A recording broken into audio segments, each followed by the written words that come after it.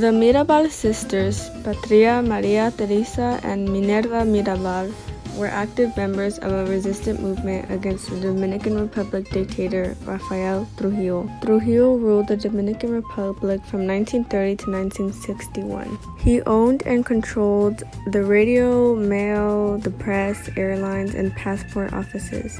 He had a secret police force and spies. He killed and imprisoned anyone who spoke out against him. The Mirabal sisters formed a group called the 14th of June movement. They distributed pamphlets and gathered materials for weapons to overthrow Trujillo. The sisters became known as Las Mariposas. After their failed attempt to assassinate Trujillo, he ordered them to be assassinated in 1960. 6 months after, military leaders assassinated him, and the sisters' death served as a catalyst to overthrow Trujillo. Their fourth sister, Dede, who survived the regime, continued on her sister's legacies. Las Mariposas, also known as the Mirabal sisters, became symbols for democratic and feminist resistance. There is a book and movie about the Mirabal sisters named In the Time of the Butterflies by Julia Alvarez. Ofelia Dominguez Navarro, born December 9, 1894, was a Cuban writer, teacher, lawyer, feminist, and activist.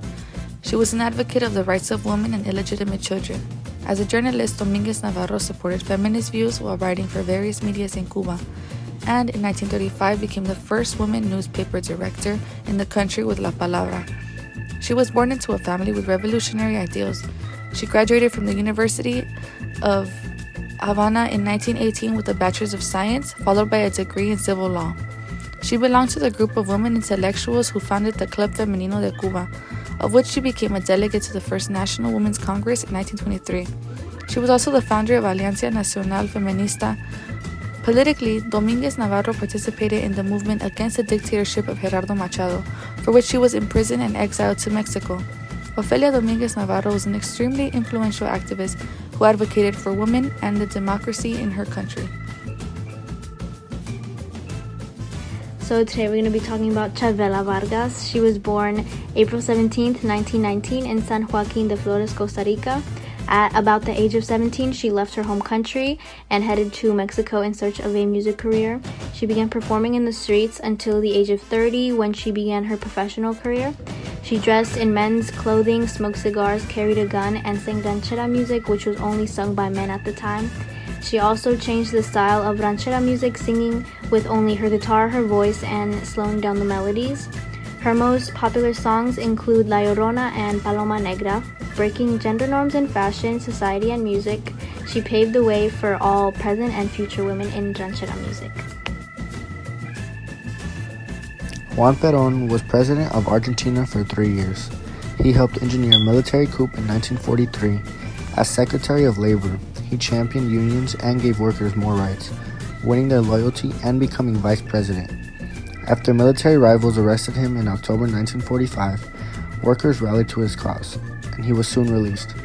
The next year, Perón was elected president.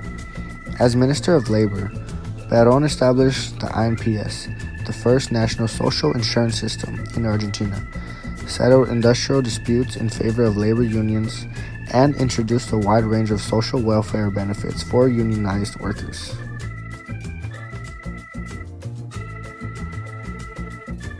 Isabella I, Queen of Spain, more specifically Queen of Castile and of Aragon, was born on April 22, 1451. She ruled the two kingdoms jointly with her husband Ferdinand II of Aragon. The first 4 years of Isabella's reign were occupied by a civil war, which ended in defeat for her Castilian opponents and for the Portuguese king.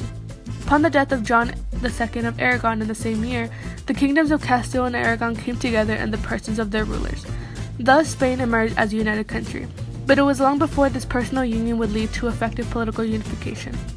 While she was at Santa Fe, Christopher Columbus visited her to enlist support for the voyage that was to result in the European settlement of America. Although the story of her offering to pledge her jewels to help finance the expedition could not be accepted, and Columbus secured only limited financial support from her, Isabella and her counselors must receive credit for making the decision to approve the momentous voyage. The expedition was set out to discover a new route to the Indies, and the new world that was explored as a result of that decision was annexed to the Crown of Castile. Queen Elizabeth I died November 26, 1504. Good sense and statesmanship were equally reflected in Isabella's will and codicil. Because she left no memories, her will is in many ways the most reliable picture of her. In it, she sums up her aspirations and her awareness of how much she and Ferdinand had been unable to do.